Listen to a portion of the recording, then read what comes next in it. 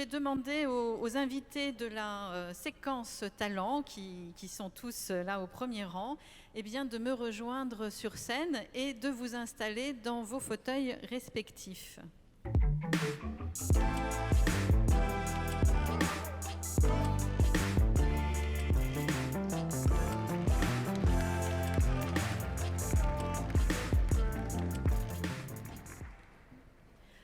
Merci à tous d'être là. Alors oui, nous avons quelqu'un qui manque, qui était Mathilde de l'Écotais, qui malheureusement n'a pas pu venir faute de virus, hélas.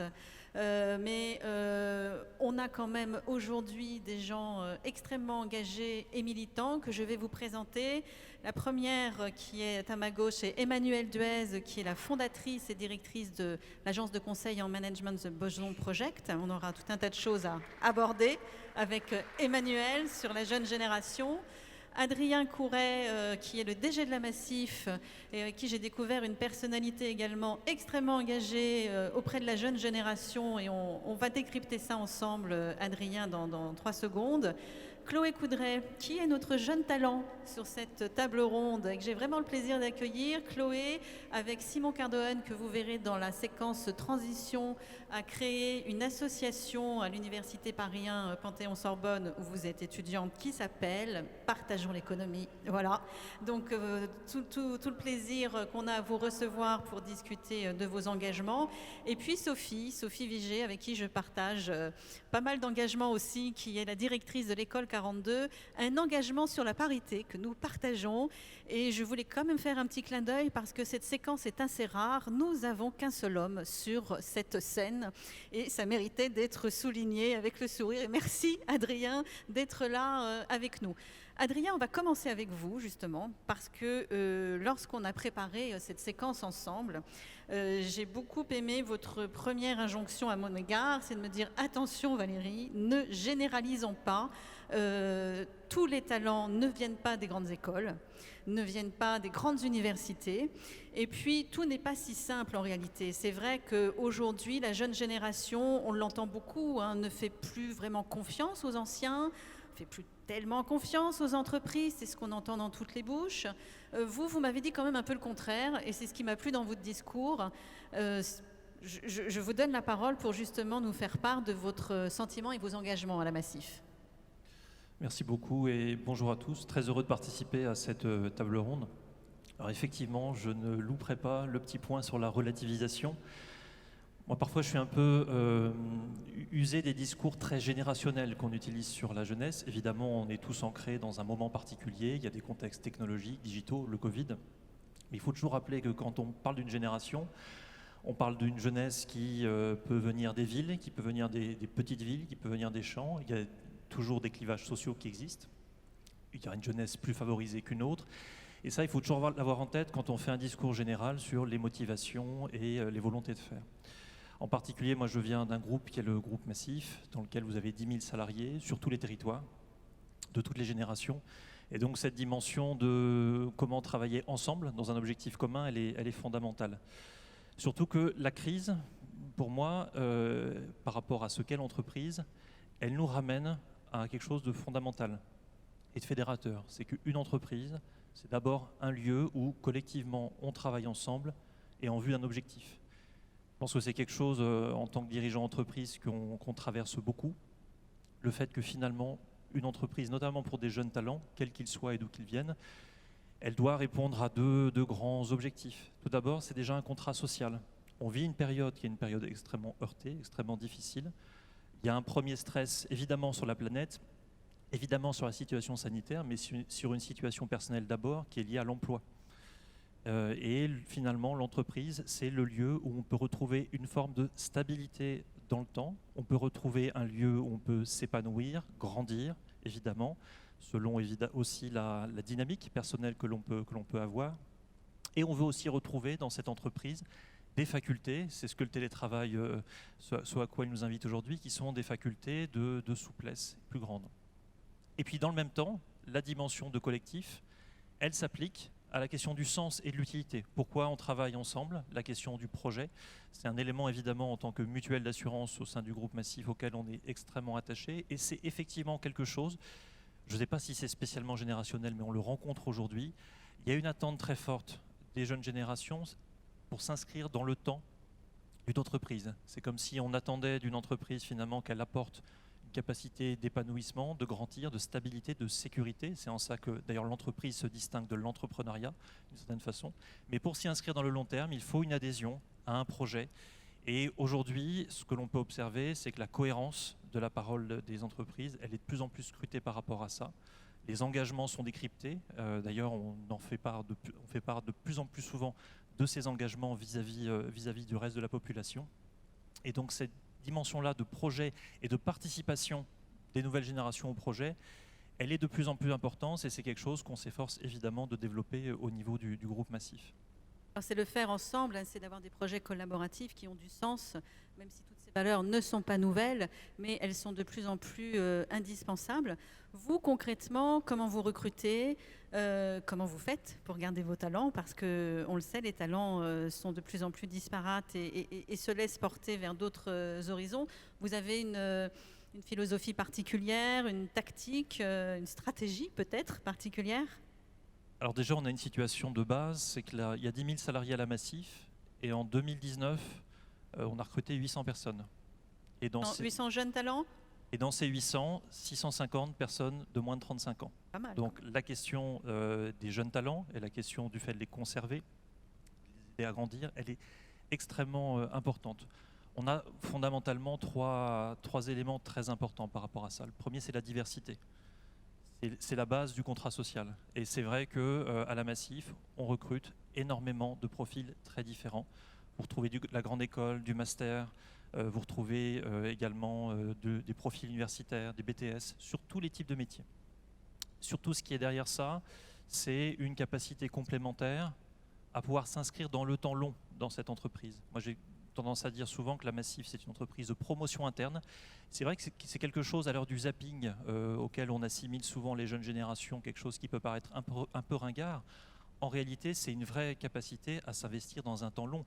Il y aurait presque même un paradoxe à dire il faut que l'entreprise s'engage dans le long terme sur des engagements forts dans la société, et puis que derrière, elle soit obligée de changer régulièrement de salariés parce qu'elle n'arrive pas à retenir sur son propre projet.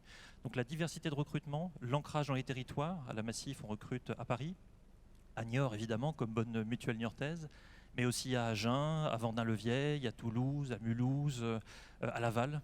Et donc cette dimension-là, elle est fondamentale. Notre deuxième promesse, c'est la mobilité. J'évoquais la mobilité des parcours. Elle est forcément liée à une mobilité professionnelle. Et tous ces jeunes aujourd'hui qui rentrent à la Massif, et je le vois notamment depuis quelques années, une grande partie d'entre eux, rapidement, ont une possibilité de connaître une évolution, s'ils le souhaitent, en expertise, en management. On a beaucoup de jeunes managers aujourd'hui qui arrivent dans ces fonctions-là aujourd'hui à la Massif. Et ça, c'est permis par une culture d'entreprise, par un accompagnement qui est progressivement en train d'évoluer chez nous. C'est quelque chose qui était peut-être plus difficile il y a quelques années. Il y a une dimension, une prise de conscience que la culture de l'entreprise, elle passe par l'accompagnement de ces parcours-là, que la promotion interne qui était naturelle peut-être il y a 30 ou 40 ans, on a une mutuelle de 60 ans, qu'aujourd'hui elle s'accompagne. Enfin, notre troisième élément, c'est la participation. On est une entreprise culturellement qui aime faire participer ses salariés et tout l'enjeu, c'est d'y faire participer les jeunes salariés. On a quelques éléments emblématiques par rapport à ça. Vous avez tous entendu parler autour de la raison d'être, autour de la mission, la loi Pacte, des travaux importants qui ont été faits. Eh bien, la création de notre raison d'être, ou plutôt sa nouvelle expression que nous avons finalisée cette année, elle a été le fruit d'un grand travail participatif dans lequel les populations de jeunes, notamment, ont été très engagées, notamment au travers de collectifs dédiés que nous avons constitués. Autre élément, plus dans la vie courante de l'entreprise, on a évidemment connu un moment extrêmement compliqué qui perdure au travers de la crise du Covid-19. Et durant la période du Covid-19, spontanément, sur un certain nombre de sites, notamment inspirés par des jeunes salariés, se sont mis en place ce qu'on a appelé des cellules de réappel, des cellules qui appelaient des sociétaires en difficulté parce que dans leur vie professionnelle ou dans leur vie personnelle, ils rencontraient des difficultés. Et finalement, cette capacité à permettre que dans le corps social, et notamment venant de jeunes collaborateurs, ce type de dispositif se mette en place, et là on n'est pas sur la cerise sur le gâteau, on est dans le gâteau si j'ose dire, on est dans l'activité et dans le métier, c'est un élément également d'engagement et de participation très fort de la part des jeunes salariés.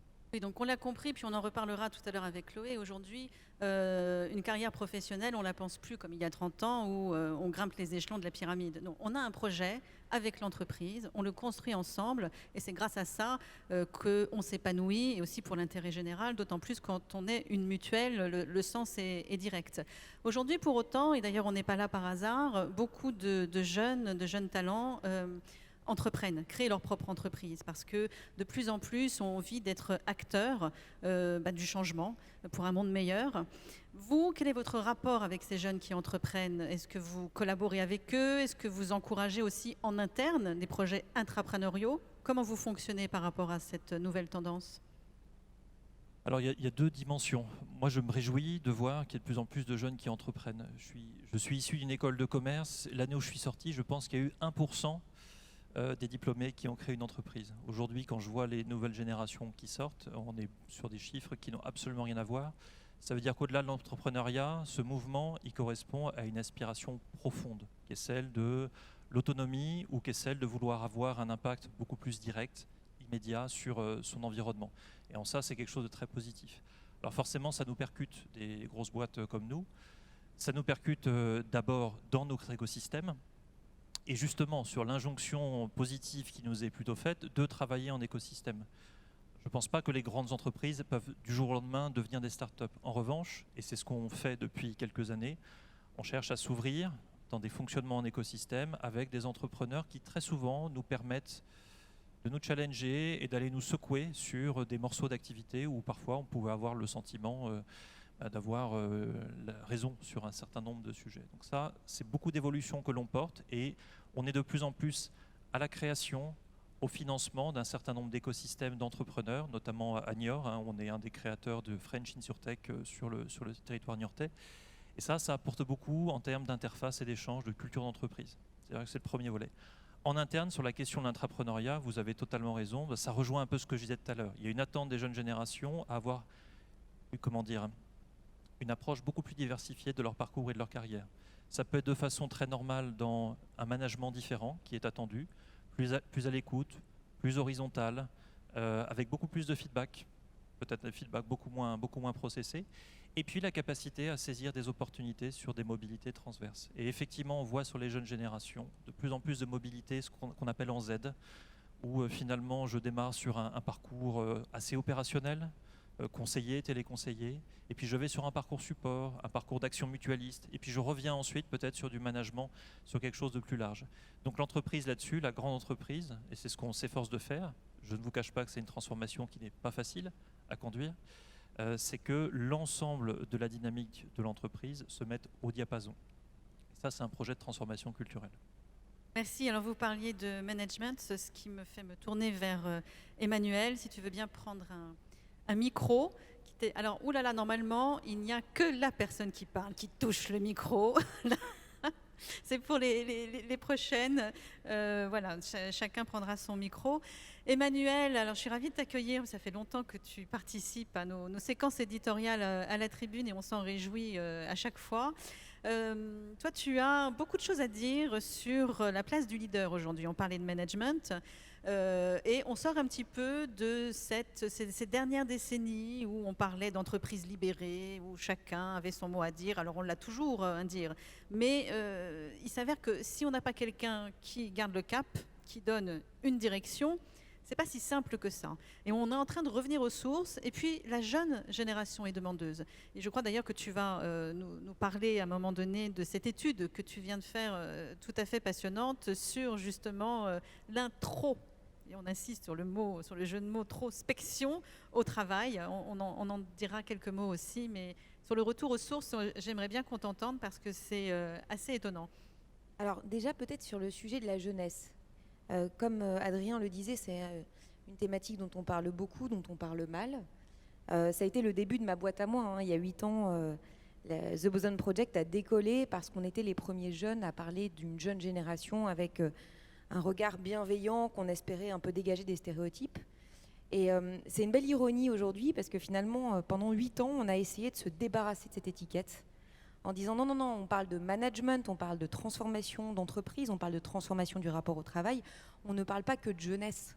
Et notre sujet, c'est pas mettre la loupe sur les moins de 30 ans. Pourtant, après avoir passé 8 ans à essayer de me débarrasser des étiquettes, là, pour toi, Valérie, j'avais envie de revenir sur le sujet de la jeunesse parce que je pense que le contexte dans lequel on est, il interpelle la jeunesse d'aujourd'hui. Et que oui, il ne faut pas projeter des stéréotypes sur cette génération. Il n'empêche qu'il faut quand même, cette fois-ci, d'un point de vue intergénérationnel, se poser collectivement la question de ce qu'on est en train de léguer à cette génération qui arrive sur le marché de l'emploi et la génération de nos enfants. Donc j'ai fait un petit travail, j'ai cherché quelques chiffres au niveau international que je vous propose. 73% des jeunes ont été victimes de fermeture d'école. 65% admettent qu'ils ont moins bien appris ces derniers temps. Un jeune sur 6 qui travaillait avant la crise a cessé de travailler. Les plus touchés, ce sont les 18-24 ans. 2 jeunes sur 5 a connu une baisse de revenus. Les plus touchés, ce sont les jeunes des pays à faible revenu et ce sont les jeunes femmes. Le bien-être mental de la population est le plus dégradé sur la population des 18-24 ans. 26% des jeunes pensent que la situation économique, elle va s'empirer. Et que, voilà, non, 26% seulement des jeunes, pensent que la situation économique va s'améliorer. Pourtant, c'est intéressant parce que là, on pourrait projeter des stéréotypes en se disant, bon voilà, ils sont tous au bord du suicide, c'est l'enfer, qu'ils soient col blanc, col bleu, qu'ils soient français ou autres. Pourtant, un tiers s'est engagé dans le bénévolat à la faveur du confinement pour essayer de reconstruire le monde d'après. C'est aussi une génération qui, à la faveur de la crise économique, sociale, politique, sanitaire, écologique que nous vivons, exhorte de plus en plus et de manière massive les gouvernements à prendre leurs responsabilités. C'est intéressant ce contraste. D'autres chiffres. Aux États-Unis, les millennials sont plus pauvres que les générations précédentes. Et le Wall Street Journal, en fait, projette le fait que c'est une génération qui ne pourra jamais rattraper ses aînés. Alors, qu'est-ce que ça a créé tout ça ? Là, ça a créé un phénomène générationnel. Il y a 8 ans, on se battait pour dire non, la transformation managériale dans l'entreprise n'est pas une histoire de jeunesse. Mais là, oui, en 2020, nous sommes face à une situation générationnelle qui vaut la peine que l'on s'attarde sur ce sujet de jeunesse. La thématique, le hashtag #OkBoomer, c'est évidemment un mouvement générationnel. C'est 28 millions de références sur Google. Et qu'est-ce qu'on observe aujourd'hui ? On observe un phénomène inédit à l'intérieur de l'entreprise.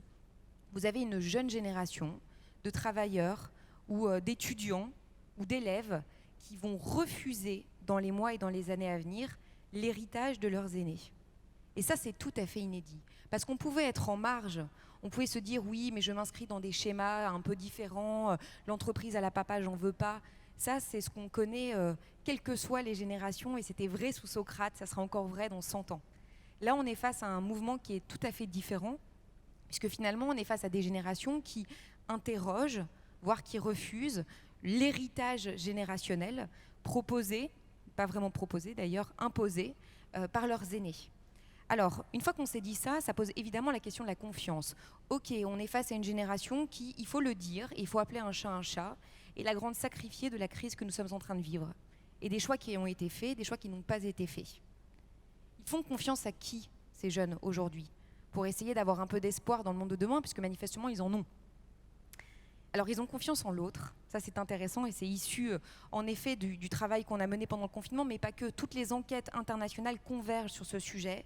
Ils ont confiance en l'autre. Et quand on parlait de la génération des millennials, c'est-à-dire des moins de 30 ans, on était face à une génération qui était très dans la solitude.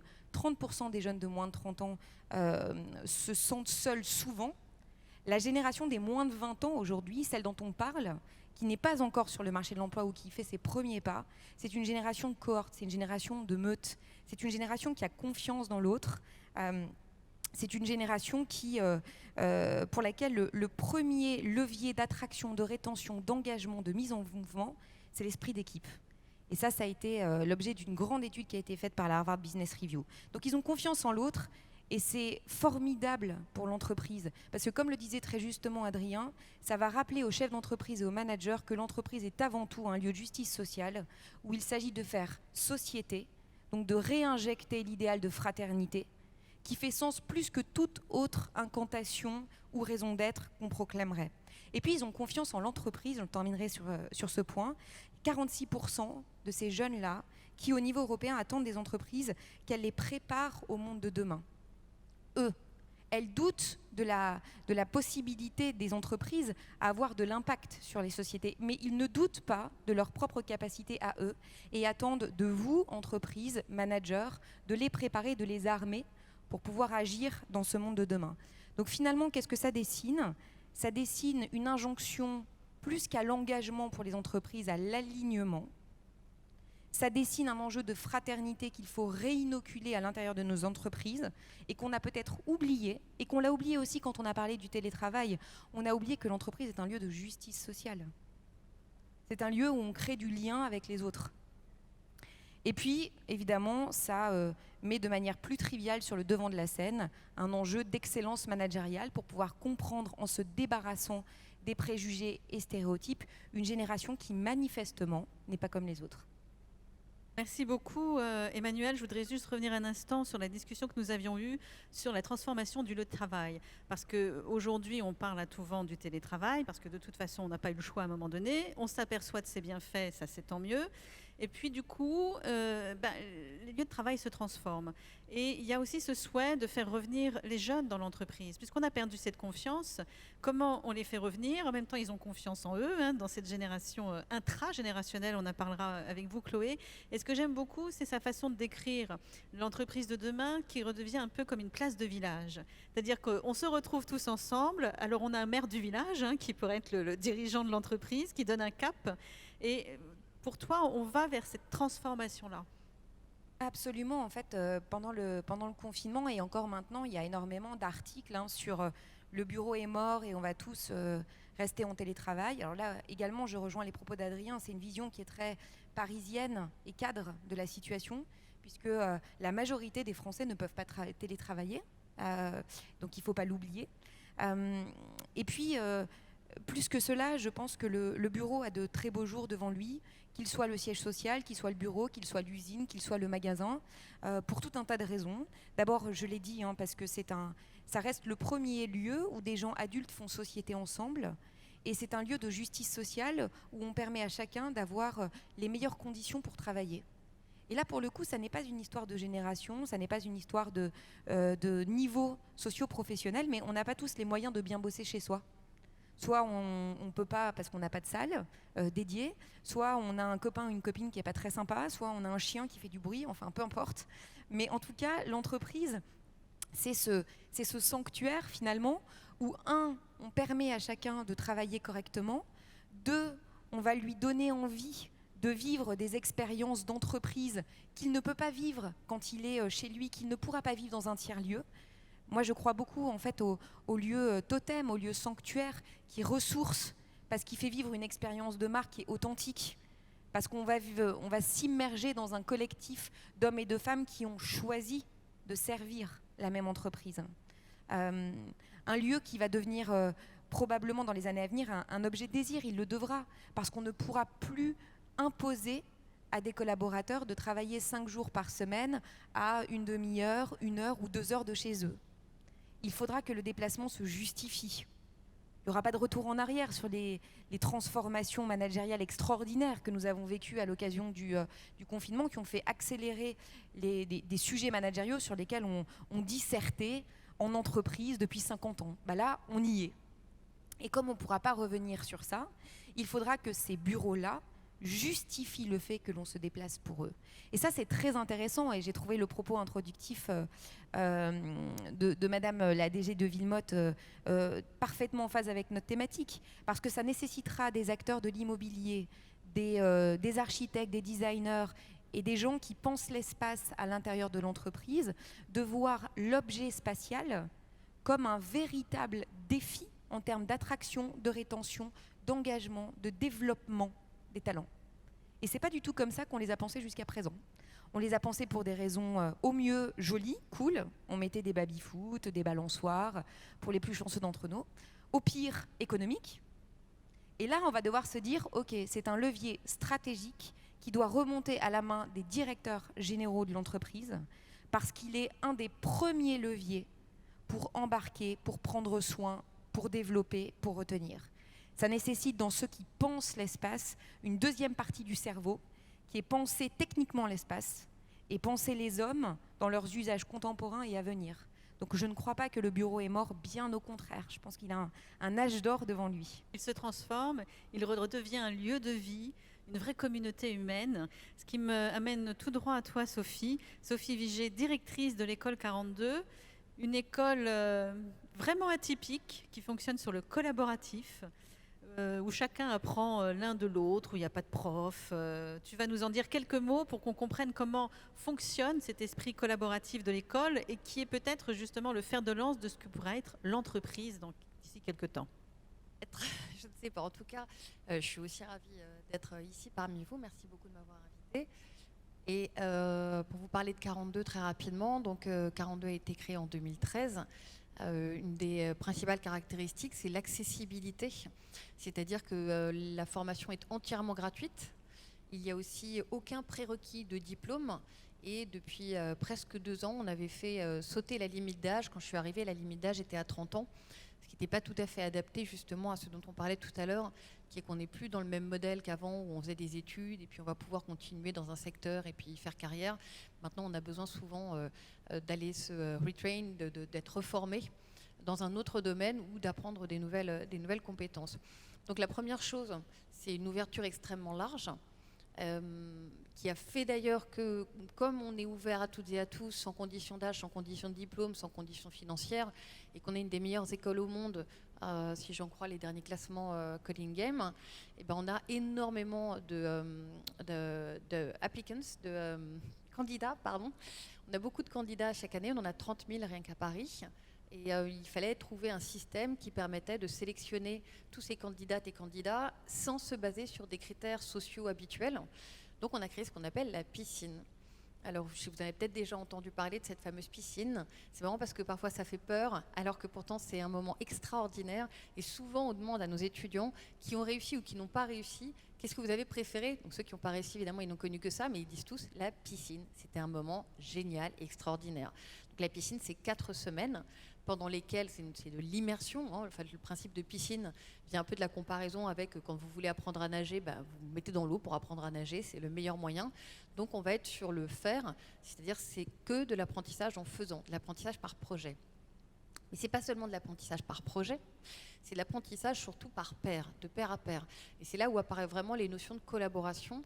Et c'est à travers cette pédagogie assez étonnante, qui est très déstabilisante quand on a connu notre système traditionnel, qui est un système très top-down, où vous avez quelqu'un qui va vous expliquer comment résoudre un problème, et vous allez appliquer exactement ce qu'on vient de vous montrer à la lettre. Eh bien là, pas du tout. Ça s'appelle du peer learning. Il n'y a pas de prof, il n'y a pas de cours, il n'y a pas de MOOC, il n'y a rien de tout ça. Il y a un phénomène assez étonnant qui se passe même en piscine, c'est qu'on voit bien les candidates et les candidats qui arrivent, ils ouvrent l'ordinateur, ils regardent, et ils ne comprennent pas grand-chose, alors que c'est une compétition, ils vont se tourner vers leurs voisins en disant « t'as compris un truc, il faut faire quoi ?» Et tout de suite, ils vont se mettre à travailler ensemble. Donc on a trouvé un nouveau mot, c'est entre compétition et coopération, c'est de la coopétition. Et ce qui est fou, c'est qu'ils sont vraiment emmenés par le collectif et emmenés tous ensemble dans cette même direction qui les dépasse un peu. C'est une caractéristique humaine très particulière qui fait que cet effet de meute, qui peut avoir des gros travers, mais aussi des effets très bénéfiques. Et ils vont tous travailler ensemble. Et donc, le principe, c'est que pour pouvoir apprendre, nous, notre travail, ça a été de construire un intranet sur lequel ils vont trouver tout un ensemble de projets, en fait au départ des petits exercices qui vont être de plus en plus compliqués et ils vont devoir résoudre ces exercices. Et donc pour les résoudre, en fait c'est une situation qui ressemble beaucoup à l'entreprise finalement. Ils vont devoir eux-mêmes aller chercher des solutions, lire un bouquin, regarder une vidéo, discuter avec leur pairs pour essayer de trouver une solution pour régler ces problématiques-là. Et comme il n'y a pas de prof, vous pouvez vous demander peut-être mais qui corrige ces étudiants? Ils se corrigent entre eux. Et oui, c'est possible, ils se corrigent entre eux, parce qu'en fait, pour chaque exercice ou chaque projet, on a créé une échelle avec un système de notation. Et tout simplement, même si vous-même, vous vouliez corriger quelqu'un, vous pourriez le faire. Il suffit de vérifier au début des exercices très simples. Quand je rentre un R, est-ce que ça me sortait le truc? Donc on vérifie, puis vous pouvez donner des points. Mais ce qui est très intéressant, c'est que pendant ces moments-là où vous allez corriger quelqu'un qui parfois est plus avancé que vous dans l'apprentissage du curriculum, vous allez pouvoir rentrer dans le code avec lui et lui demander comment il a fait, comment il a réussi à résoudre ce problème. Et on a une aire dans le cerveau, nous les humains, très particulière, qui sert à l'apprentissage, en fait, au renforcement de l'apprentissage, qui est qu'on a une capacité particulière d'expliquer aux autres ce que l'on sait. Et quand on explique, en fait, on apprend beaucoup mieux. Donc ce sont des moments aussi d'apprentissage qui sont extrêmement intéressants. Et puis on utilise aussi la gamification, qui est un élément très intéressant, parce qu'en fait les mammifères apprennent en jouant, et on apprend tous au départ en jouant. Et le fait d'utiliser la gamification, ça permet aussi de retirer quelque chose qui est malheureux dans notre société, qui est la stigmatisation de l'erreur, en fait. Et comme c'est un jeu, alors je ne sais pas s'il y a beaucoup de gamers, mais quand vous achetez un jeu ou un jeu vidéo, vous savez bien que vous n'allez pas le réussir du premier coup, ou alors c'est vraiment le jeu le plus ennuyeux de la Terre. Et donc vous allez faire le premier niveau, puis vous allez avoir du mal à le faire, puis vous allez réessayer, puis finalement vous allez passer au niveau 2. Ben ça a permis aussi de retirer un peu ce stigmate-là et de comprendre que l'échec, c'est un premier pas vers la réussite. Ça fait partie des étapes pour arriver à réussir. Et tout ce système-là respecte profondément la manière d'apprendre qu'a l'être humain. C'est-à-dire que si vous regardez, l'être humain en fait a une soif d'apprendre tout le temps. Il commence par avoir envie de marcher, puis par avoir envie de parler, puis de comprendre le monde qui l'entoure. Et quand vous regardez un enfant qui a envie d'apprendre à marcher, personne ne lui dit c'est aujourd'hui, c'est maintenant que tu vas apprendre à marcher. Tu vas apprendre comme ça, puis comme ton petit copain à côté, puis tu vas faire exactement de la même manière que lui, puis exactement à la même vitesse. Et puis si tu tombes, c'est vrai que tu es vraiment nul, c'est pas possible, c'est un raté. On fait pas ça. Et donc c'est marrant parce que finalement avec l'école on commence ce système-là en plus du système de compétition. Donc ce qu'il y a de fabuleux à 42, c'est aussi que ça développe quelque chose de très beau dont on a tous extrêmement besoin, et encore plus particulièrement maintenant, c'est le bonheur collectif et l'intelligence collective. Et savoir faire ensemble, et c'est beaucoup plus fort en fait, et ça a beaucoup plus de valeur. Et la confiance en soi, c'est quelque chose qui est très important. Je veux juste donner un petit détail pour ceux qui ne le savent pas, c'est que l'école 42, c'est quand même une école de code informatique. On ne l'a pas dit au départ, c'est assez important pour ceux qui ne le sauraient pas. Et de spécifier aussi qu'à 42, comme il n'y a pas de limite d'âge, les jeunes talents n'ont pas d'âge. Et c'est là où on va évoquer la confiance en soi. C'est grâce à cette pédagogie atypique. Vous avez su, à 42, redonner confiance en soi à des seniors, mais alors pas du tout là où on les attendait. Et ça, c'est assez fabuleux, si tu veux nous en dire deux mots. Oui, c'est assez étonnant. C'est qu'en fait, depuis 5 ans, on mène une expérimentation avec Pôle emploi sur des profils seniors. Donc les profils seniors sont des profils qui ont la cinquantaine, qui ne sont plus en emploi depuis 4 ans ou plus. Vous voyez bien la société dans laquelle on vit, vous voyez bien à quoi ça ressemble. C'est très difficile, ce sont des personnes qui perdent beaucoup confiance en elles et qui ont énormément de mal à se réinsérer dans la vie active. Eh bien, on a fait cette expérimentation, on a 30... Alors maintenant qu'on a fait sauter la limite d'âge, c'est un peu plus lissé, mais c'est vrai qu'avant, quand on rentrait à 42, il y avait les moins de 30 et puis les 50, on voyait bien la différence. Et en fait, on a une trentaine de seniors chaque année, et Pôle emploi n'avait jamais vu ça. Sur les 30 seniors, au bout d'un an, on a eu 70 à 75% de retour en emploi. Et ce qui est étonnant, c'est qu'ils ne sont pas devenus développeurs, en fait, pour la plupart. Il y en a quelques-uns, mais la plupart sont retournés dans leur domaine d'activité de départ, mais nourris en fait par une confiance en eux qui leur permettait de se rendre en fait responsables de leur vie et d'arriver à se réinsérer. D'ailleurs, toute petite digression, vous savez que cette forme de méthode pédagogique, on parle beaucoup d'innovation, mais c'est Joseph Jacotot qui l'a théorisé, et c'était au début du 19e siècle. Et il a dit quelque chose qui était très joli. Alors c'est une autre époque, hein, c'était vraiment une époque liberté, égalité, fraternité, et on le ressentait, et il y avait une envie d'unification et d'unité humaine. Et il avait dit quelque chose de très joli qui était le principal, ce n'est pas de savoir faire des savants, c'est de savoir s'adresser à ceux qui se pensent moins intelligents et de les sortir du marasme dans lequel ils croupissent, qui n'est pas celui de l'ignorance, mais qui est celui du mépris de soi. Et c'est extrêmement important, et le frein qu'on a à l'apprentissage, c'est souvent et toujours une histoire de mépris de soi. Et pour en revenir à la mixité, parce que malheureusement il y a quelque chose qui est lié là-dedans, c'est qu'une des très grandes forces de 42, c'est la diversité. Donc on a une immense diversité. On a 4000 étudiants à Paris, on est 10 000 dans le monde, enfin 12 000 maintenant. On a 69 nationalités différentes. Donc c'est un panel très large. On a toutes les religions, on a toutes les origines sociales. J'ai des jeunes qui sont sortis de chez eux, qui ont été mis à la porte tout jeunes, à 14 ans. Et j'ai des centraliens, des jeunes filles qui font médecine. Enfin, c'est vraiment extrêmement varié. Le seul endroit où ce n'était pas encore assez varié, malheureusement, sont les femmes, parce qu'il n'y a pas assez de femmes dans l'IT. Je pourrais vous en parler toute l'après-midi, donc je vais pas vous faire ça. Une autre séquence, peut-être. Extrêmement important, et très important pour vous, entreprise, vous le savez. Vous avez certainement lu toutes ces études qui prouvent que des équipes qui sont mixtes ne vous demande pas de mettre plus de femmes ou plus d'hommes. L'important, c'est l'équilibre. Des équipes qui sont mixtes sont des équipes qui sont plus performantes, qui sont plus efficaces et des équipes où il fait mieux vivre. Donc c'est très important, surtout si vous êtes dans l'IT, de recruter évidemment des femmes et de rééquilibrer. Et quand je parle de mixité, je parle aussi de diversité. Il faut diversifier les profils dans votre entreprise. C'est ça aussi qui permettra à tout le monde de s'y sentir mieux et plus à l'aise. Alors justement, tu parlais de ton rapport avec les entreprises. À 42, quels sont les liens que vous avez créés avec les entreprises? Vous avez quand même un certain nombre de partenaires qui travaillent avec vous. Comment vous fonctionnez avec les entreprises? Alors, on fonctionne très bien. Je plains ma directrice des relations entreprises parce qu'elle est extrêmement sollicitée. Et on a, en fait, une principale clé, c'est qu'on a 100% de personnes qui sont embauchées. En gros, le parcours peut mettre, pour finaliser l'ensemble du parcours, on peut mettre entre 3 ans et 6 ans. Chacun va à sa propre vitesse. N'empêche, au bout de 2 ans, on a déjà 87% de nos étudiantes et étudiants qui sont déjà en entreprise. Donc 47% qui ne savaient pas du tout coder au démarrage. D'ailleurs, au premier stage en entreprise, 67% des jeunes se voient offrir à la fin un emploi en CDI. Donc nous, on essaye de les récupérer pour qu'ils reviennent en formation.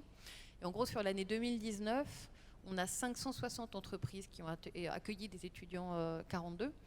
Et on ne travaille pas nécessairement avec...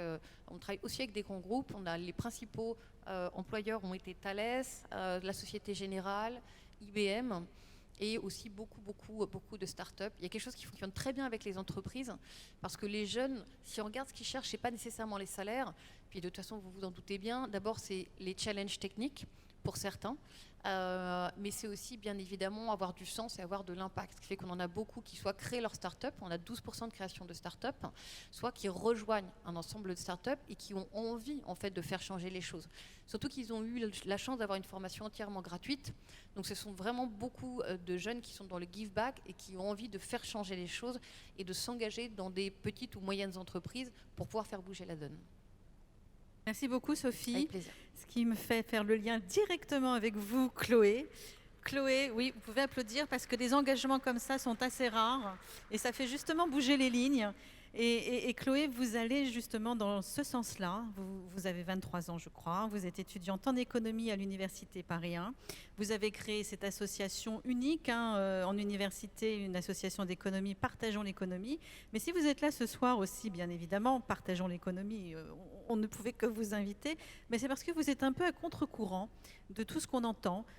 C'est-à-dire on ne fait plus confiance dans les entreprises, on ne fait plus confiance dans les anciens. Vous, c'est un petit peu l'inverse. Vous avez envie de rentrer dans un grand groupe, mais pas pour fonctionner, entre guillemets, à l'ancienne. C'est-à-dire que vous avez envie d'une carrière professionnelle, mais pas comme on l'envisageait il y a 20-30 ans, c'est-à-dire à gravir les échelons comme ça, à l'ancienneté. Non, avec des vrais projets. Donc moi, j'aimerais que vous nous fassiez part justement de vos souhaits professionnels. Pourquoi vous voulez entrer dans un grand groupe ? Et bien sûr, je pense que vous l'aurez compris, pour avoir du sens dans vos actions et pour l'intérêt général. Tout à fait. Merci pour l'invitation, Valérie Abrial. Je rejoins beaucoup de points qui viennent d'être exposés. Je prends aussi le contre-pied sur certains, mais c'est plus vis-à-vis de mon expérience, ma petite expérience professionnelle, parce que voilà, je suis encore étudiante en économie du droit. Je dirais que pour ma part, la structure d'un grand groupe, d'une entreprise, m'inspire pour moi confiance. J'ai eu une expérience professionnelle dans une start-up, Lulu dans ma rue. J'ai eu une expérience pour l'Institut des politiques publiques, pour le ministère de la transition écologique. Et je dois dire que dans ces structures, qu'elles soient publiques ou privées, je m'y retrouve dans le sens où je retrouve une confiance dans une structure qui a fait ses preuves, qui est pérenne maintenant, qui m'inspire en fait une certaine stabilité et dans laquelle, comme vous le disiez, je ne me vois pas tant évoluer par grade ou par échelon, à passer des années dans l'entreprise et à évoluer, voilà, parce que ça fait 10 ans que je travaille dedans ou autre. Non, c'est vraiment cette idée de pouvoir entreprendre comme on peut entreprendre et construire sa start-up de A à Z. Mais là, entreprendre au sein d'un grand groupe, c'est aussi possible.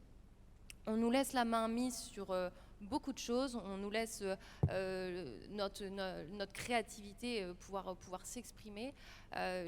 Voilà, j'ai ma petite expérience au ministère de la Transition écologique m'a montré qu'il était possible de se fixer des objectifs, d'initier de nouvelles propositions, de nouveaux formats. Et en fait, pour moi, ces grands groupes, ces entreprises nous permettent d'autant plus de pouvoir prendre des initiatives et de aussi pouvoir prendre des risques, parce que finalement, la structure telle qu'elle est, et qui a fait ses preuves, qui est stable, nous permet aussi de pouvoir prendre des risques, de pouvoir se rater aussi. Et alors que voilà, moi personnellement, je ne prendrai pas le risque demain d'entreprendre et de créer mon entreprise de A à Z. Voilà, je préfère finalement laisser ma créativité et mon innovation, mon esprit d'entrepreneur dans une structure qui a fait ses preuves plutôt que dans une start-up. Vous êtes ce qu'on appelle une intrapreneuse, c'est-à-dire que vous avez des projets à l'intérieur de l'entreprise, oui. Mais vous n'êtes pas une âme solitaire. Exactement. Et je crois que c'est un petit peu le fil rouge de cette séquence, c'est le collaboratif. Oui. Et c'est pour ça que vous avez créé Partageons l'économie, d'abord pour faire connaître nos écosystèmes au plus grand nombre. Vous aviez cette envie-là de transmission. Et il y aura d'ailleurs une séquence sur la transmission un peu plus tard dans l'après-midi. Et puis quelque chose qui m'a beaucoup intéressée, c'est qu'on parle beaucoup d'intergénérationnel. Qu'est-ce qu'on se transmet, les anciens aux plus jeunes? Mais vous rejoignez un petit peu ce que Sophie vient de raconter avec l'école 42, c'est qu'est-ce qu'on se transmet en intragénérationnel. Et on peut apprendre de la même génération, et puis pas forcément uniquement des professeurs et des professionnels, qui sont là quand même en tant qu'encadrement parfois. Mais expliquez-nous ce que vous faites avec votre association Partageons l'économie. Alors, en fait, c'est vraiment cette idée de... Cette association, de base, nous l'avons créée... C'était une toute nouvelle association, c'est-à-dire elle n'existait pas du tout, il n'existait aucune association d'économie à Paris 1. En fait, voilà, on est resté dans un cadre de base accompagné d'un cadre universitaire, donc qui est l'école d'économie de la Sorbonne. Et c'est vraiment cette volonté aujourd'hui de travailler ensemble, mais de transmettre différemment. Et comme dans les entreprises, ça fonctionne assez similairement, mais c'est cette idée de transmettre intra-génération plutôt que intergénération, c'est-à-dire de travailler ensemble comme étudiants, comme universitaires, comme jeunes professionnels du monde professionnel, travailler ensemble pour transmettre, et là plus particulièrement avec notre association, c'est cette volonté de vulgariser, de décrypter l'économie qui peut paraître pour certains, quand on parle de dumping, de fiscalité verte, de tout autre sujet qui peuvent leur paraître très lointains, mais là de donner l'occasion de transmettre aux générations, qui finalement, et c'est notre génération aujourd'hui, de la jeune génération, de se transmettre les informations et une transmission différente, parce que comme vous le dites, voilà, c'est plus cette transmission du professeur à étudiant, mais plutôt cette transmission entre étudiants qui est différente et qui marche tout autant et qui est toujours de travailler pour l'intérêt du collectif, former un collectif pour travailler ensemble et transmettre, c'est cette idée de transmission finalement. Comme on vient de le voir, on est dans une société aujourd'hui apprenante, intra-génération, intergénération. Ça, c'est extrêmement important. Le monde se transforme encore plus avec cette crise qui nous a pris de plein fouet et dont on essaye de s'accommoder. On a fait un sondage à la tribune que Philippe Mabille présentera tout à l'heure dans l'après-midi. Tu as beaucoup parlé chiffres tout à l'heure. Je voudrais en partager quelques-uns avec vous pour vous laisser réagir parce que certains sont assez surprenants. Alors bon, c'est vrai que la jeune génération, les jeunes, alors on a fait le sondage, partons auprès des jeunes de 18 à 29 ans, un peu plus de 1000. Bien sûr, beaucoup se sentent une génération sacrifiée, mais pour autant, ils restent à 62% optimistes. Donc ça, je trouvais que c'était vraiment l'info à partager aujourd'hui, puisqu'on est dans le partage. À 53% quand même révoltés et résignés. Ça veut dire qu'ils ne sont pas indifférents et acteurs de la transformation. Et là, avec vous, je vais partager des chiffres qui vont rejoindre un petit peu tout ce qu'on vient de dire.